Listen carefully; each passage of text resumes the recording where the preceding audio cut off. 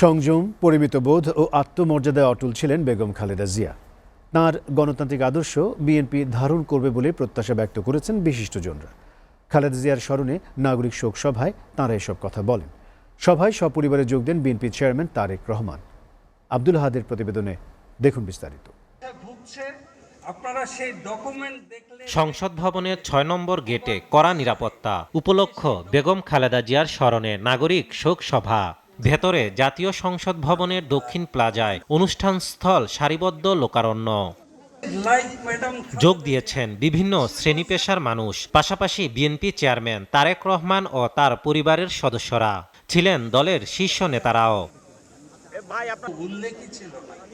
হাসপাতালে চিকিৎসাধীন অবস্থায় মৃত্যুর পর ৩১ ডিসেম্বর রাষ্ট্রীয় মর্যাদায় দাফন। সাবেক সেই প্রধানমন্ত্রী যেন দলমত সব পেরিয়ে জায়গা করে নিয়েছেন সকলের মনে। শহীদ প্রেসিডেন্ট জিয়াউর রহমান এবং দেশনেত্রী বেগম খালেদা জিয়া ১০০ বছরের ইতিহাসে একমাত্র দুই নেতা এবং নেত্রী যারা জনপ্রিয়তার শীর্ষে সারা জীবন অবস্থান করেছেন। ওনার যে শেষ বক্তব্য, যেটা আমরা শুনলাম ২৪-এর ৭ই আগস্ট তিনি ভিডিও বার্তা দিলেন মুক্ত হওয়ার পরে প্রথম তার যে বক্তব্য, সেখানে তিনি স্পষ্ট করে বলেছিলেন যে আমাদের প্রতিহিংসা রাজনীতি থেকে বেরিয়ে আসতে হবে। বেগম খালেদা জিয়ার দীর্ঘ আপসীন গণতান্ত্রিক সংগ্রামে কখনো তাকে সরানো যায়নি আদর্শ থেকে, তবে শিকার হয়েছেন সীমাহীন নিপীড়নে। যদি বাংলাদেশকে ভালো থাকতে হয় তাহলে বেগম জিয়াকে ইন্টারনালাইজ করতে হবে। ওনার অনেক অসাধারণ কিছু বৈশিষ্ট্য ছিল।